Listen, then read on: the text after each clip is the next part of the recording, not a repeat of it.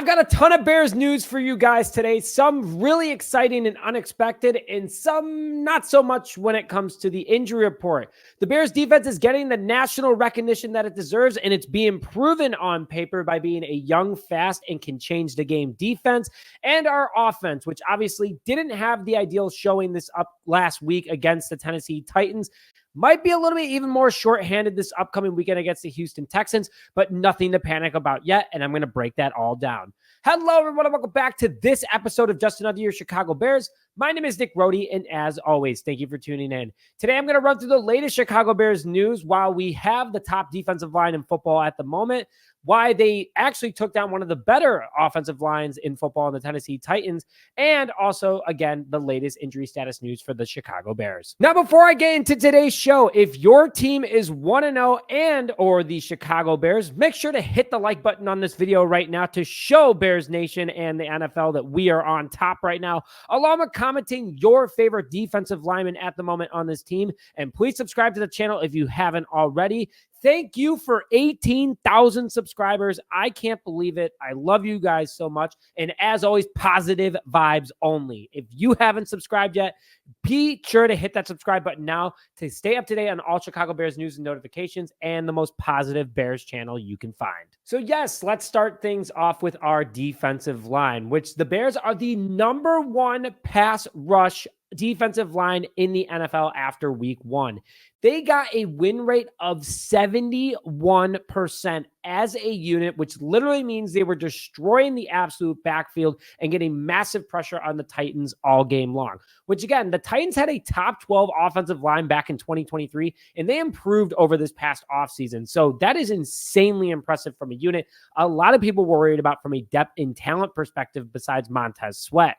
The leader of the defensive line, speaking of Montez Sweat, for sure is a force to be reckoned with, but there are guys who really stood out at both the edge and defensive tackle position this past weekend. That is something to be excited about and is only going to get better over time. To start with the defensive tackle position, where folks had a lot of concerns, we had 3 guys in the top 10 defensive tackles for the weekend in the NFL. 3 of them. Just 3 of them on our roster alone out of the top 10. DeMarcus Walker, yes, D-Walk, who was injured at the end of the game, which I'll get into in a little bit, was ranked the #1 defensive tackle in the NFL this past weekend. 6 wins on 10 plays of the opportunity, was double teamed 62% of the time the entire game, and dude was absolutely versatile and super important, having 2 tackles and 4 quarterback pressures in the game. From the defensive tackle position, D-Walk is already having a major impact, what we needed last year. He's bringing it this year, and I am so pumped for him, and I'm really hoping this injury is nothing to worry about, which I don't think it is. Then you have Andrew Billings, a guy that we extended last year due to his awesome play, and Gervon Dexter Sr., our second-year guy out of Florida, coming in at 7-8. Starting with Andrew Billings, he was 4 wins on 17 plays of opportunity, and he was double-teamed 73% of the time too. He did all of this with 2 tackles, both being for loss. Then you go to Gervon Dexter Sr., also 4 wins on 17 opportunities with a 45% double team rate with 4 tackles, 2 being for loss, and 1 quarterback sack.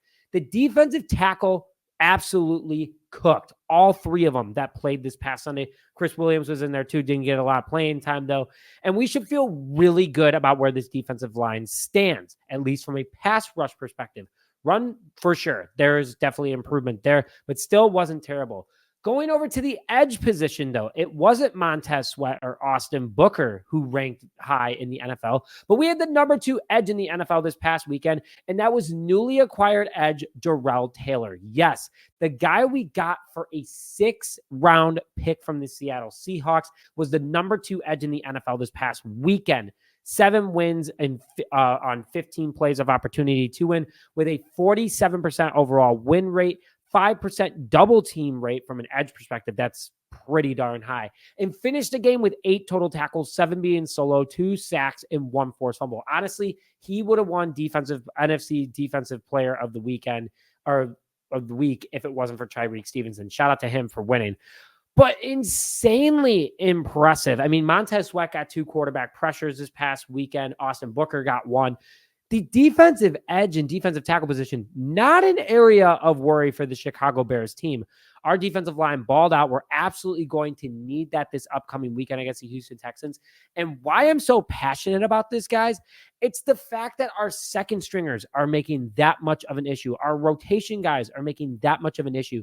That is going to open opportunities for Montez Sweat, Austin Booker, Tremaine Edmonds, and TJ Edwards on blitz. It's going to make this defensive line even scarier. So Poles did a fantastic job assembling this, and I'm really liking how we started off. This team just needs to continue to do it. But holy cow, I don't know if anyone knew that we did that well. I mean, we know we did good, but I didn't know we did that well. So shout out to the defensive line for that, and I want to hear it in the comment section as well. And before I get into that injury report today, get your ticket today to our viewing party this upcoming Sunday night at Rizzo's Bar and Inn in Wrigleyville, a village of Chicago, Illinois. Sponsored by Freshie Organic Tequila Seltzer and Authentico. We are having our first viewing party of the year. Come party with over 300 Bears fans this upcoming Sunday night at one of the most popular bars in Wrigleyville. Your ticket is in the description now. Make sure to go get it. It is $20, but before you go, wow, $20, $10 of it goes to a local Chicago charity, College Bound Opportunities, and the other 10 gets you your first margarita at the door. So make sure you get your tickets today, and I can't wait to see you guys this upcoming Sunday night against the Houston Texans. Now let's go into what I don't want to hit on, but we unfortunately have to talk about, the Chicago Bears injury report. So starting off with the first name, you don't love to see it. Keenan Allen is dealing with that heel injury still. We saw him limping at the end of this past Sunday's game against the Titans. He did not practice on Wednesday. Then Karan Amagaji, who was full practice on Friday, he's still dealing with that quad injury, was limited today. And then Ryan Bates, who has had a shoulder injury, was limited as well. We definitely might need him this upcoming Sunday against the Houston Texans, as Nate Davis was in and out of the field. But good to see Davis is not on this list.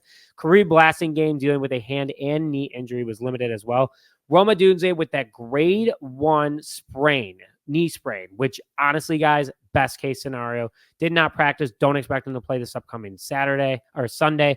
Zaach Pickens, dealing with that groin injury, was back at practice after being out the last 2. And then DeMarcus Walker, dealing with a foot injury, which has been known over the last couple of weeks, did not practice today. So honestly, a few that I want to hit on here, starting with DeMarcus Walker, because he is very important to this defensive line. We really need to get pressure on CJ Stroud, and there's no denial about that. Walker sounds playable, though. He literally walked off the field and was celebrating with fans this past Sunday. He's been battling this injury, was still able to play through it. I think that it's just something that's lingering, and they wanted to let him heal up. He definitely was working with trainers today, so I'm not too worried about this one. Rome, we know what it is. Grade 1 knee sprain. We are so lucky it's not that serious or as serious as it could be, but I highly doubt he plays this upcoming Sunday. And if he even thinks he can, I don't want him to. I'd rather him sit the next game or two and be 100% for the rest of the games this year versus being 75% for the rest of the games this year. We need him to be 100%. We need him to have a solid start to his career because it's mentally, physically getting used to the game. I want to see him on the bench this upcoming weekend. I know that's tough because obviously we want to win this game. And with the next injury I'm about to go through, again, I'd rather him be 100% for more games than none. Going to Keenan Allen, though, that's the big one. It worries me a bit because DJ Moore is going to be on an island by himself because you don't have Rome Odunze this weekend. I'm putting it out there right now. And DJ Moore is tough as nails. He's dealing with his own injuries as well. But Allen is so important to Caleb Williams. Obviously, we saw him get targeted 9 times this past weekend, almost had a touchdown grab. I would like to see him go 100%, but unfortunately, he is a veteran. He can make his own call. And if you sit both, Rome Odunze and Keenan Allen, your wide receiver room right now is DJ Moore, Tyler Scott, DeAndre Carter, and Velus Jones Jr. And not going to lie, I don't want Velus Jones Jr. anywhere near catching a football or potentially creating a fumble. So it's a tough room right now. You could call up Colin Johnson, I guess, but something to definitely monitor over the next couple of days here. I really hope Keenan Allen's okay. So wishing him a speedy and healthy recovery quickly. So here's a question for everyone as of right now, Thursday.